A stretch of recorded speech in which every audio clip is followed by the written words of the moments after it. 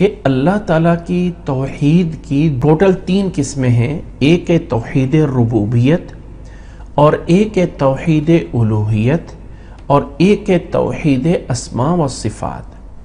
توحید ربوبیت یہ ہے کہ اللہ کی طرف سے جو ہمیں آ رہا ہے، اللہ تعالیٰ نے زمین و آسمان کو پیدا کیا، اللہ تعالیٰ رزق دیتا ہے، اللہ تعالیٰ اولاد دیتا ہے، اللہ تعالیٰ حاجتیں پوری کرتا ہے. یہ توحید ربوبیت ہے. رب پالنے والا ہے. اس کو سمجھنے کے لیے آپ یوں سمجھ لیں کہ ربوبیت کا معنی ہے اوپر سے نیچے آنا. اور اوپر سے نیچے کا کیا مطلب؟ یاد رکھنے کے لیے ایک میں سائن لگا دیتا تھا وائٹ بورڈ پہ، اوپر سے نیچے، یہ جو ہے وہ ربوبیت ہے. اور الوہیت یہ ہے کہ نیچے سے جو رب کے لیے جا رہا ہے، وہ کیا جا رہا ہے رب کے لیے؟ نمازیں، ذکر، اذکار، عبادات، دعائیں، صدقات، خیرات. بندے کی طرف سے جو اعمال، نماز پڑھ رہا ہے، اللہ کے لیے صدقہ دے رہا ہے، بندے کی طرف سے جو اعمال اللہ کو جاتے ہیں عبادات کی صورت میں، یہ رب کی الوہیت ہے. تو بندے سے جو نیچے سے اوپر چیزیں جانی ہیں انہیں الوہیت، اور جو اوپر سے نیچے آنی ہے انہیں ربوبیت. تو اللہ تعالیٰ کی توحید ربوبیت کا معنی یہ ہے کہ اللہ تعالیٰ رب ہونے میں، پالنے میں جو چیزیں دیتا ہے اس میں وہ اکیلا ہے، تنہا ہے، یکتا ہے، اس کا کوئی شریک نہیں ہے.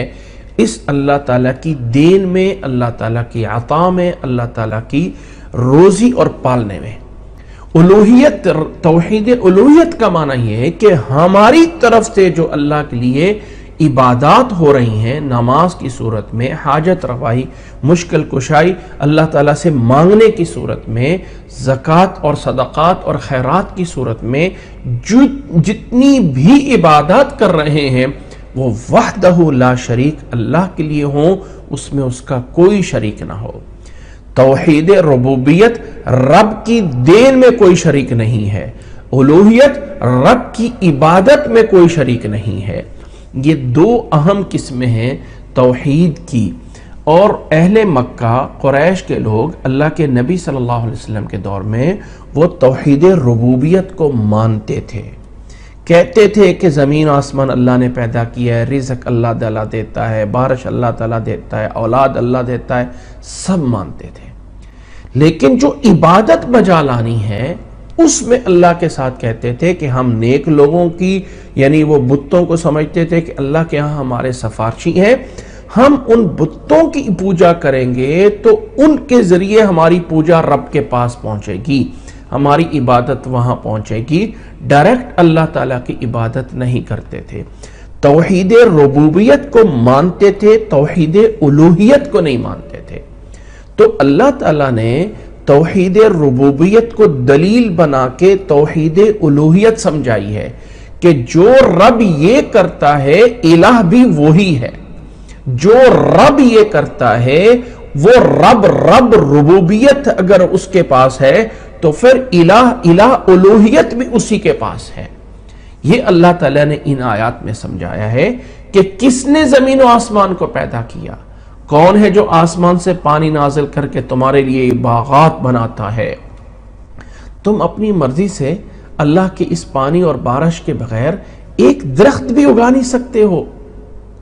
جب یہ اتنا کچھ اس نے کیا ہے تو پھر بتاؤ ذرا اس کے ساتھ معبود، اس کے ساتھ کوئی اور معبود ہے؟